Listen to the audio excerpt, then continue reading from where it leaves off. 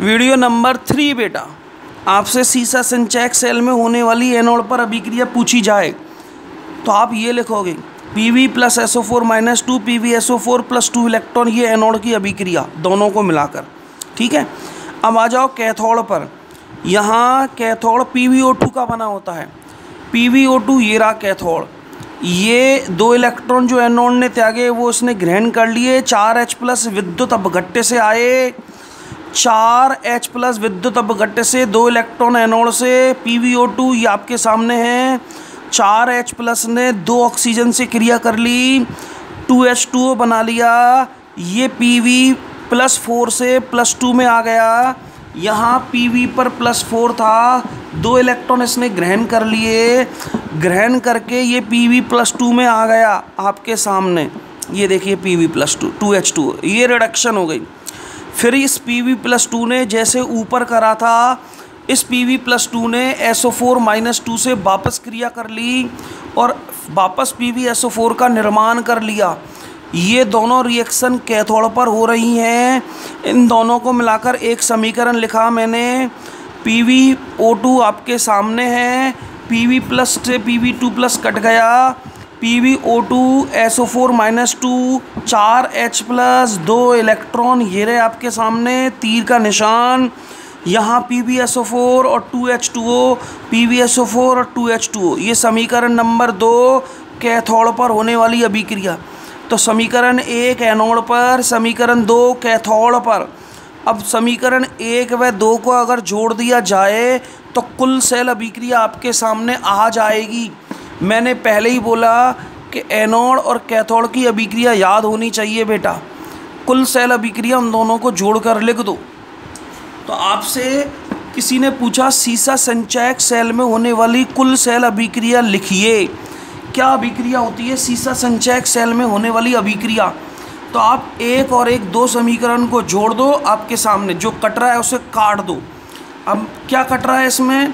2 electron से 2 electron cancel हो जाएंगे।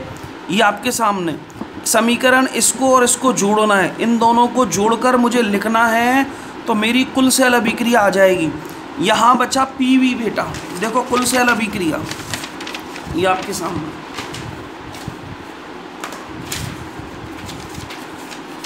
सीसा संचयक सेल में होने वाली कुल सेल अभिक्रिया। क्वेश्चन कैसे आएगा सुनिएगा।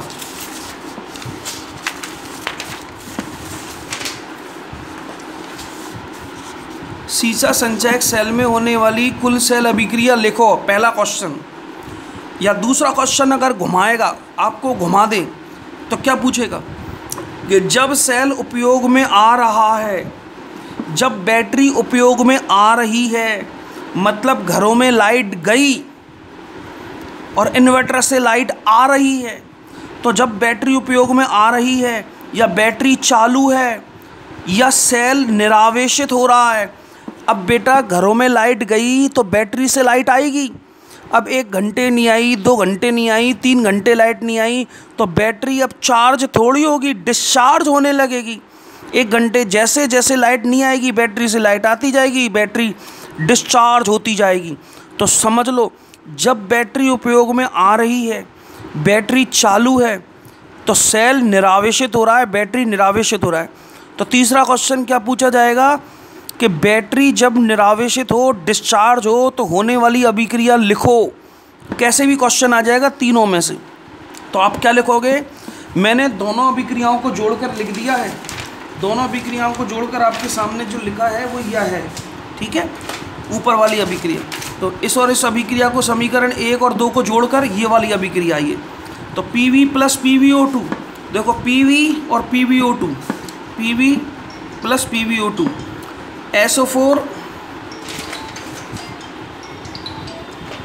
अब यहाँ SO4 ये रहा, एक SO4 ये रहा, 4H प्लस ये रहे, तो 2 SO4 और 4H प्लस हैं, तो इसको मिलाकर मैंने लिख दिया 2H2SO4। ये Pv लिख दिया, ये PbO2 लिख दिया, Pv और PbO2। 2H2SO4 कैसे आए? 1 और 1 2 और 4, तो 2H2SO4 लिख सकता हूँ मैं, ये लिख दिया 2H2SO4।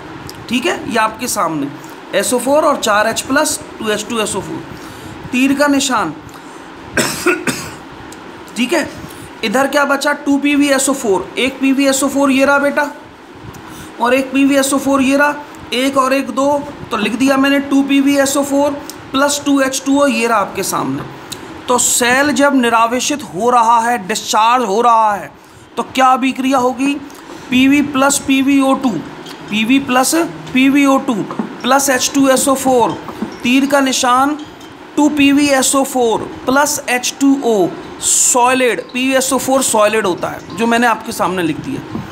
अगर सेल को चार्ज करना है, अब 4 घंटे लाइट नहीं आई तो बैटरी डिस्चार्ज हो जाएगी। अब बैटरी डिस्चार्ज हो जाएगी तो बैटरी को क्या करना पड़ेगा, चार्ज। तो जब बैटरी चार्ज कैसे होगी, लाइट आएगी, लाइट आते ही विद्युत धारा उसके अंदर प्रवाहित करेगी और विद्युत धारा प्रवाहित करने पर उसके अंदर रासायनिक अभिक्रिया संपन्न होगी। तो याद रखें, जब बैटरी चार्ज होती है तो बैटरी विद्युत अपघटनी सेल की तरह कार्य करती है, और जब बैटरी डिस्चार्ज होती है तो जो बैटरी है वो विद्युत रासायनिक सेल की तरह कार्य करती है। क्यों, जब बैटरी डिस्चार्ज होगी, जब लाइट गई, बैटरी से लाइट आ रही है तो उसके अंदर रासायनिक अभिक्रिया से रासायनिक ऊर्जा विद्युत ऊर्जा में बदल रही है, तभी तो लाइट आ रही है हमारे पास। लाइट तो गई, अब बैटरी से ही तो लाइट आ रही है, तो रासायनिक ऊर्जा विद्युत ऊर्जा में, तो वो कहलाता है विद्युत रासायनिक सेल। और जब लाइट आती है तो लाइट बैटरी के अंदर जाती है, तो अब हो गया वो विद्युत अपघटनी सेल। तो याद रखें, कब तो वो विद्युत अपघटनी सेल की तरह काम करेगा, कब वो विद्युत रासायनिक सेल की तरह काम करेगा, कब निरावेशित, कब आवेशित, कब बैटरी उपयोग में आ रही है, कब नहीं आ रही, ये अभिक्रिया आपसे पूछी जाएगी। जैसे ही लाइट आती है तो बैटरी चार्ज होती है, तो ये चार्जिंग की अभिक्रिया। जब सेल उपयोग में नहीं आ रहा, नंबर 1 बैटरी बंद है, नंबर 2 या सेल की आवेशित अभिक्रिया, नंबर 3 इन अभिक्रियाओं को उल्टा लिख दो। जो उत्पाद है वो क्रियाकारक में बदलेंगे, PbSO4 प्लस 2H2O, तीर का निशान Pv PbO2 2H2SO4, ये बैटरी चार्जिंग की अभिक्रिया। ठीक है, तो एक याद रख लो, डिस्चार्जिंग की, चार्जिंग की, बस आप उल्टा नहीं लिखना है, कहीं चार्जिंग में डिस्चार्जिंग की लिखे और डिस्चार्जिंग में चार्जिंग की। ये निरावेशित, ये आवेशित, ये अभिक्रिया आपको याद रखनी है। ठीक है, बैटरी उपयोग में आ रही है और नहीं आ रही। अब एक इसकी ड्रॉबैक, कमी क्या है सीसा संचयक सेल की, कि बेटा 1 साल, 2 साल, 3 साल, 3.5 साल, ज़्यादा से ज़्यादा 4 साल बैटरी चार्ज हुई, डिस्चार्ज हो गई, discharge charge, charge discharge, discharge, तो बार बार चार्ज डिस्चार्ज, भाई डिस्चार्ज हुई, चार्ज कर लो, लाइट नहीं आई, फिर चार्ज कर लो, फिर चार्ज कर लो, लेकिन 1, 2 साल, 4 साल बाद बैटरी काम करना बंद कर देती है। जैसे ही लाइट जाती है, मात्र 15 मिनट, 20 मिनट, आधा घंटा चलती है, बैटरी ढुस, काम करना बंद कर दिया बैटरी, बस मात्र आधा घंटा बैकअप, मात्र 10 मिनट बैकअप, मात्र 5 मिनट बैकअप, 3-4 साल बाद। ऐसा क्यों हुआ कि यार बैटरी डिस्चार्ज हुई तो चार्ज कर ली, डिस्चार्ज हुई तो चार्ज कर ली, तो ऐसा क्यों हुआ? उस बैटरी ने 10 साल काम क्यों नहीं करा, 20 साल काम क्यों नहीं करा, 3-4 साल बाद बैटरी काम करना बंद क्यों कर देती है? लाइट जाते ही 15 मिनट 20 मिनट चालू होती है, बंद हो जाती है, क्योंकि चार्ज ही नहीं हो पाती। क्यों, ऐसा क्यों? तो आपको आंसर बताता हूँ। आपने देखा कि इसके अंदर ये इलेक्ट्रोड थे और PbSO4 था, सॉलिड। बेटा ये PbSO4 अभिक्रिया के दौरान बनता जाता है, देख लो बन रहा है।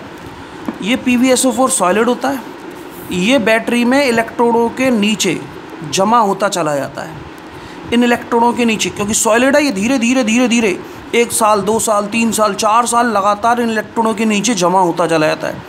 और एक अवस्था ऐसी आती है कि जो PbSO4 है ये वापस Pv और PbO2 में बदलना बंद कर देता है।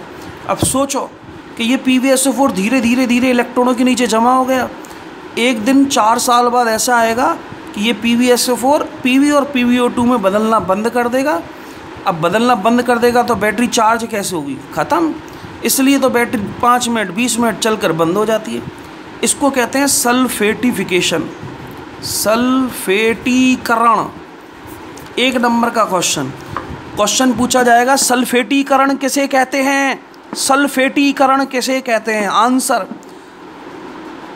सीसा संचयक सेल में अभिक्रिया के दौरान PbSO4 इलेक्ट्रोडों के नीचे जमा होता चला जाता है। इस PbSO4 के इलेक्ट्रोडों के नीचे जमा होने की प्रक्रिया सल्फेटीकरण कहलाती है। इस PbSO4 की इलेक्ट्रॉनों के नीचे जमा होने की प्रक्रिया सल्फेटीकरण कहलाती है, जिसके बाद सीसा संचयक सेल काम करना बंद कर देता है। ठीक है, तो ये मैंने आपको सीसा संचयक सेल पढ़ाया बेटा। नेक्स्ट टॉपिक नेक्स्ट वीडियो में।